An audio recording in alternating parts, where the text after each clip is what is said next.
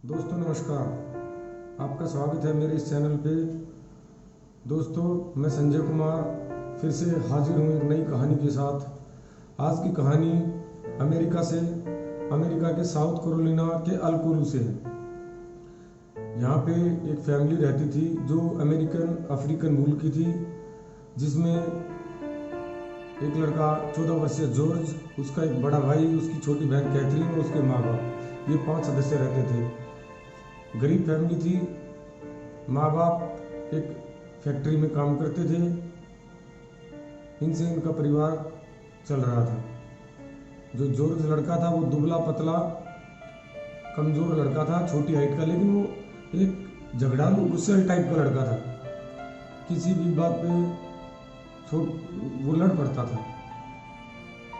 सब उससे थोड़ा दूर दूर ही रहते थे। एक दिन वो अपनी बहन कैथरीन के साथ अपने घर के बाहर गली में खेल रहा था। खेलते खेलते वहाँ से 2 लड़कियाँ, एक 11 वर्षीय बेटी और 8 साल की मैरी उधर से गुजरती है। वो कोई एक फूल ढूंढ रही थी, स्पेशल टाइप का कोई फूल था, वो ढूंढ रही थी। वो ढूंढते ढूंढते उधर से गुजरी तो उन्होंने जॉर्ज और उसकी बहन कैथरीन से पूछा कि ये इस प्रकार का फूल कहाँ मिलेगा। तो उन्होंने बताया कि आप, इशारा करके बताया कि आप इस तरफ चले जाओ। जब वो समझा रहे थे तो उन्होंने कहा कि हम आपके साथ ही चल लेते, हम बता देंगे। वो दोनों, कैथरीन और जॉर्ज, दोनों उसको रास्ता बताने के लिए चले जाते हैं। थोड़ी दूर रास्ता बताने के बाद वो वापस आ जाते हैं। लड़कियां जिधर गई थी उनको फूल मिला नहीं मिला, लेकिन वो शाम तक अपने घर नहीं पहुंचती। उनके घर वाले, बेटी की और मैरी के घर वाले उनको ढूंढ रहे होते हैं। वो ढूंढते ढूंढते जॉर्ज के घर की तरफ से भी गुजरते हैं। तो वो पूछते हैं, क्या तुमने इसी तरह साइकिल पे 2 लड़कियां थी, क्या उनको देखा? तो जॉर्ज हाँ कर देता कि हाँ, ये इधर आई थी, कोई फूल ढूंढ रही थी, तो मैं और कैथरीन उनको उधर फूल बताने के लिए गए थे। वो उधर जंगल की तरफ चली गई थी। वो वहाँ से चले जाते हैं, लेकिन रात होने तक वो लड़कियाँ घर नहीं पहुँचती। अगले दिन सुबह सुबह फिर से खोजबीन स्टार्ट करते हैं। तो उस दिन ये घटना, वो लड़कियाँ जो गुम हुई थी वो 23 मार्च को हुई थी। 24 मार्च को उनकी डेड बॉडी एक जगह कीचड़ में सनी हुई मिलती है। दोनों के सर बुरी तरह फटे हुए थे, काफ़ी गहराई से चोट लगी हुई थी, खून बहने के कारण उनकी मृत्यु हो गई थी। पुलिस आती है, पूछताछ करती है, घर में कोई होता नहीं। उसका जॉर्ज का बड़ा भाई घर में थे। दोनों को उसी टाइम हथकड़ी लगा के ले जाती। जॉर्ज मना करता है, मैंने कुछ नहीं किया है, लेकिन पुलिस दोनों को उनके घर से हथकड़ी लगा के ले जाती है। 24 मार्च को ही शाम तक पुलिस कहती है कि जॉर्ज ने अपना जुर्म कबूल कर लिया है, उसने ही बेटी और मैरी को मारा है। उसके बड़े भाई को पुलिस थोड़ी देर बाद ही छोड़ देती है, लेकिन जॉर्ज को पकड़ लेती है। जॉर्ज और उसका भाई जॉनी, ये दोनों अफ्रीकन अमेरिकन मूल के थे, वो ब्लैक थे। जो पुलिस थी वो वहाँ की गोरी थी। अभी भी अमेरिका में, आपने पिछले साल भी सुना होगा, एक बहुत बड़ा आंदोलन हुआ था, ब्लैक ने किया था गोरों के खिलाफ कि उनके साथ ज्यादती हो रही है। लेकिन ये घटना आज से लगभग 70-75 साल पुरानी है। उस टाइम भी ये घटना इससे भी ज़्यादा होती थी। गोरों और कालों में काफ़ी फर्क होता था, अब भी है, जो कि उस टाइम कुछ ज़्यादा ही था। पुलिस कहती है कि जॉर्ज ने अपना जुर्म कबूल कर लिया है, इन्होंने बेटी और मैरी को मारा है। पुलिस के अनुसार उसने बताया कि वो बेटी के साथ गलत करने वाला था, लेकिन बीच में मैरी कहीं सबूत न बन जाए, इसलिए उसने सोचा कि पहले मैरी को ही मार देता हूँ ताकि कोई सबूत ही ना रहे। जब वो मैरी को मारने दौड़ा तो बेटी और मैरी दोनों गुत्थम गुत्था हो गए। और उसी गुत्थम गुत्था में जॉर्ज ने भारी भरकम लोहे का कोई ठोस वजनी चीज उनके सिर पे मारी है और कम से कम 4 से 5 बार मारी है। इस कारण उनकी मौत हो गई है। साउथ कैरोलिना के जो काउंटी डिप्टी अफसर थे उन्होंने भी ये माना कि जॉर्ज ने अपने बयान में जो लिखित बयान था उसमें कहा है कि हाँ मैंने ही बेटी और मैरी को मारा है, लेकिन जो रिटर्न स्टेटमेंट थी उसमें कहीं भी जॉर्ज का साइन नहीं था। ये अफ्रीकन अमेरिकन मूल के लड़के के साथ बहुत नाइंसाफी थी। केवल एक किस्म से उसको मुजरिम घोषित करना था। गोरों ने मान लिया था कि जॉर्ज ने बेटी और मैरी को मारा था, लेकिन परिवार वाले मान नहीं रहे थे। जब से जॉर्ज को लेके गए थे परिवार वाले मिलने की बहुत कोशिश कर रहे थे, लेकिन किसी को मिलने नहीं दिया जा रहा था। जब से जॉर्ज को पकड़ के ले गए थे तब से परिवार वाला या कोई भी बाहरी व्यक्ति उसे मिल नहीं पाया था। 3 महीने तक जॉर्ज पुलिस कस्टडी में रहता है, उसे पूछताछ की जाती है। पुलिस कस्टडी में वो एक डिमांड करता है कि मुझे बाइबल दे दीजिए, मैं बाइबल पढ़ना चाहता हूँ। पुलिस उसकी डिमांड पूरी करती है। इस दौरान जॉर्ज जब पुलिस कस्टडी में था, इधर इनके माँ बाप के ऊपर जो गोरे थे उन्होंने कहर ढाना स्टार्ट कर दिया। जॉर्ज का पिता जहाँ पे काम करता था उसको वहाँ से नौकरी से निकाल दिया। जिस घर में वो किराए पे रहते थे वो मकान मालिकों ने खाली करवा लिया। परिवार पे मुसीबत का पहाड़ टूट गया था। कोई रीज़न नहीं था किसी के पास, केवल जॉर्ज को मुजरिम घोषित करना था। 80वें दिन ट्रायल स्टार्ट होता है इसका। 80वें दिन ट्रायल स्टार्ट होता है तो वहाँ पे एक जूरी मेंबर चुनने की प्रथा थी उस टाइम पे। तो 5 जूरी मेंबर चुने जाते हैं जो कि उसी दिन चुने जाते हैं, कोई समय नहीं लिया जाता।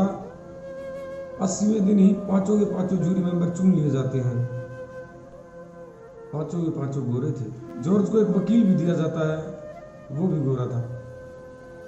वो उसका केस ढंग से पेश भी नहीं कर पाया। उसने कोई भी उसकी तरफ से कोई पैरवी नहीं की। मुकदमे की कार्रवाई सुनने के लिए लोगों को अदालत में बुलाया गया था, लेकिन केवल गोरों को बुलाया था। ब्लैक अफ्रीकन अमेरिकन मूल के जो वहाँ के नागरिक थे उनको कोई अनुमति नहीं दी गई थी। कई 100 गोरे लोग इकट्ठे कर दिए गए थे। 3 गवाह भी बुलाए गए थे। पहला गवाह जिसने सबसे पहले उनकी बेटी और मैरी की लाश देखी थी वो भी गोरा था। वो 2 डॉक्टर जिन्होंने बेटी और मैरी का पोस्टमार्टम किया वे भी गोरे थे।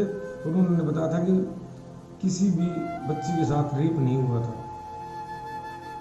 जॉर्ज की तरफ से कोई गवाह नहीं था, एक भी गवाह नहीं था। जब वो अदालत में लाया जाता है तो उसके बगल में बाइबल थी। बचाव के लिए कोई नहीं था। केवल जॉर्ज एक ही बात कह रहा था, मैं बेकसूर हूँ, मैंने किसी को नहीं मारा, मैं बेकसूर हूँ, मेरे साथ न्याय कीजिए। लगभग 2.5 घंटे तक की सुनवाई हुई।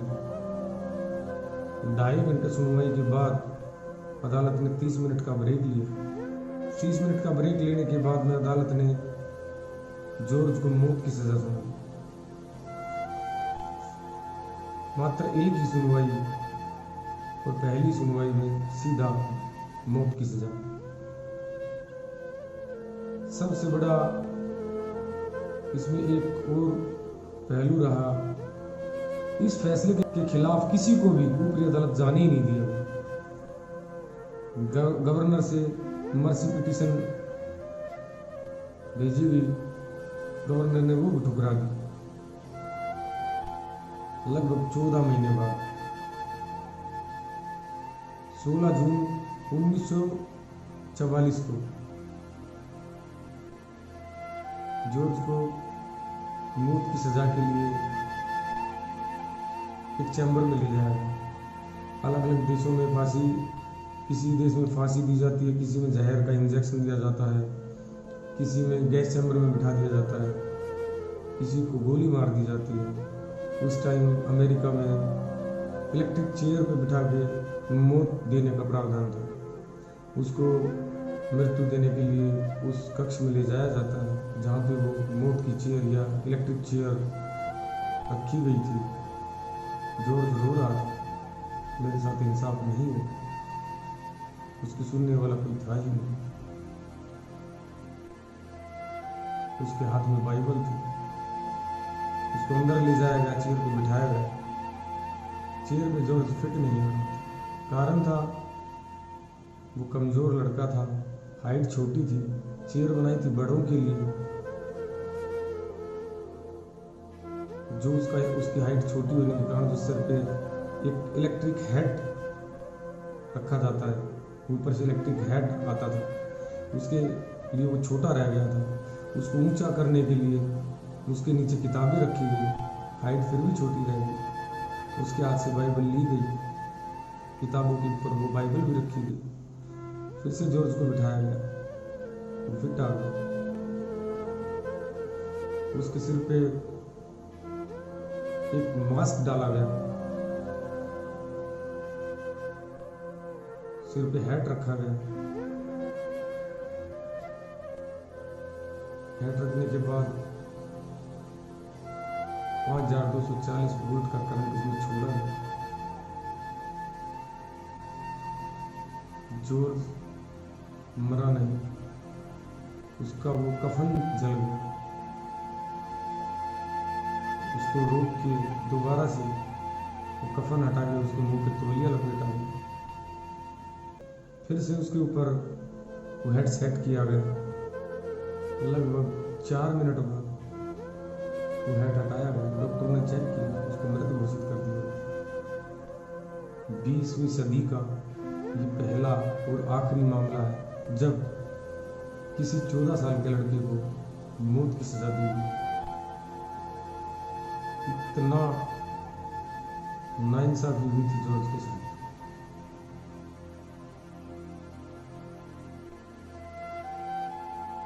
कोई कानूनी हक नहीं थी, माँ बाप से नहीं मिलनी थी। आखिरी बार उसी दिन मिला था जिस दिन पुलिस उसको पकड़ के लेके गई थी। वकील नहीं दी, क्रॉस चेक करने की कोई आजादी नहीं दी। जॉर्ज को गुरु ने अपराधी मान लिया था। जॉर्ज के मरने के बाद लगभग 70 साल बाद जिसने जॉर्ज को मृत्यु दंड दिया था, उसने माना 70 साल मरने के बाद माना कि हाँ जॉर्ज के साथ नाइंसाफी हुई थी, उसके साथ न्याय नहीं हुआ। उसका कारण था दोबारा फाइलें खुलवाई गई, चेक किया गया। सबसे बड़ा जो मोटिव निकल के आया उसमें बताया गया था कि बेटी और मैरी के सिर पे किसी वजनी चीज से प्रहार किया गया। जब वो दोबारा से केस खुलवाया गया, वो वजनी चीज का वजन किया गया। 19 किलो 700 ग्राम उसका वजन निकला। 14 साल का जॉर्ज खट्टा खट्टा नहीं था, छोटे कद का था। जब उसी के टाइप के लड़कों से, उसी के वजन के हिसाब से लड़कों को बुलाया गया, उसी की उम्र के लड़कों को, तो उनसे वही दोहराने के लिए बोला गया तो वो उठा ही नहीं पाए। वो अपने सिर के ऊपर तो ले जा ही नहीं पाए, खाली उठाया। और उसमें तो पोस्टमार्टम रिपोर्ट में तो यहाँ तक कहा गया था कि कम से कम 4 प्रहार मैरी के सिर पे किए गए हैं और 4 प्रहार बेटी के सिर पे किए गए। और प्रहार भी इतने जबरदस्त थे कि कोई उठा के पीछे तक हाथ ले जाए और तब उनको मारे, ऐसा मुनासिब था ही, ऐसा पॉसिबल ही नहीं था।